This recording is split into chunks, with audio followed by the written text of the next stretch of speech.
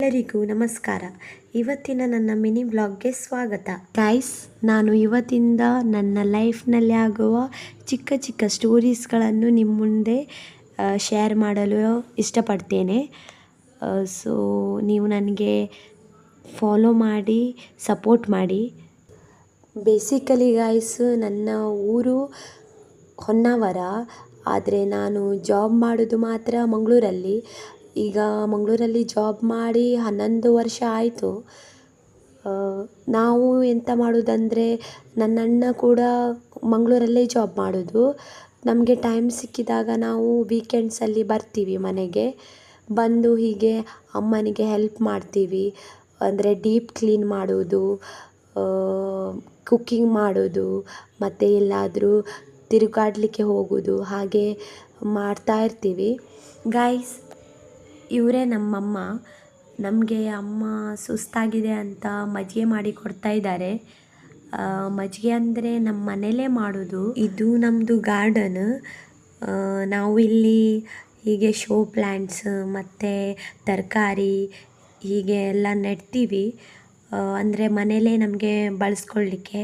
ಇದು ನಮ್ಮದು ಕುರಿಗಳು, 2 ಕುರಿಗಳು ಇದ್ದಾವೆ. ಒಂದು ಹೆಣ್ಣು ಒಂದು ಗಂಡು, ಮತ್ತು ಮರಿ ಕೂಡ ಇದೆ. ಈ ಸಲ ಮರಿ ಹಾಕಿದೆ ನಮ್ಮದು ಕುರಿ. ಮತ್ತು ಇದು ಜೇನಿದು ಗೂಡು. ಇದು ನಾವು ಫಸ್ಟ್ ಟೈಮ್ ಟ್ರೈ ಮಾಡೋದು, ಹೇಗೆ ಬರುತ್ತೆ ಗೊತ್ತಿಲ್ಲ. ಮತ್ತು ಇದು ನಮ್ಮದು ಕೋಳಿಗಳು, ಎಲ್ಲ ಮೊಟ್ಟೆ ಎಲ್ಲ ಕೊಡ್ತವೆ. ಮತ್ತು ಇವನ್ ಬೆಕ್ಕು ಕೂಡ ಉಂಟು ಮನೆಯಲ್ಲಿ. ಇದು ಒಂದು ನಮ್ಮದು ನಾಯಿ, ಇದರ ಹೆಸರು ಓರಿಯೋ ಅಂತ. ಮತ್ತು ಇವು ನಮ್ಮದು ದನಗಳು. ಅದೇ ನಾನು ಹೇಳಿದಲ್ಲ, ಫ್ರೆಶ್ ಆಗಿ ನಮಗೆ ಮಜ್ಜಿಗೆ ಸಿಗೋದು ಇವರಿಂದನೇ. ನಮಗೆ ಅಮ್ಮ ಮಾಡಿ ಕೊಡ್ತಾರೆ, ಹಾಲಿರುತ್ತೆ ಅಲ್ಲ ಹಾಗೆ. ಇದು ನೋಡಿ ಗಾಯ್ಸ್, ನಮ್ಮ ಗಾರ್ಡನಲ್ಲಿ ಚಕ್ಕೋತ ಹಣ್ಣು. ಈ ಸಲ ನಮಗೆ ಚಕ್ಕೋತ ಹಣ್ಣು ತುಂಬ ಬಿಟ್ಟಿದೆ. ಇದು ಹೆಲ್ತಿಗೆ ತುಂಬ ಒಳ್ಳೆಯದಂತೆ. ಗೈಸ್, ಮನೆ ಕೆಲಸ ಆಗ್ತಾ ಉಂಟು. ಆಲ್ಮೋಸ್ಟ್ ಅರ್ಧ ಆಯಿತು. ಈಗ ಸ್ವಲ್ಪ ಕೆಳಗೆ ಕಿಚನ್ ಮಾತ್ರ ಕ್ಲೀನ್ ಮಾಡಿದರೆ ಆಯಿತು. ಹೀಗೆ ವೇಸ್ಟೆಲ್ಲ ಒಂದು ಕಡೆಗೆ ಡಂಪ್ ಮಾಡಿದ್ವಿ ನಾನು.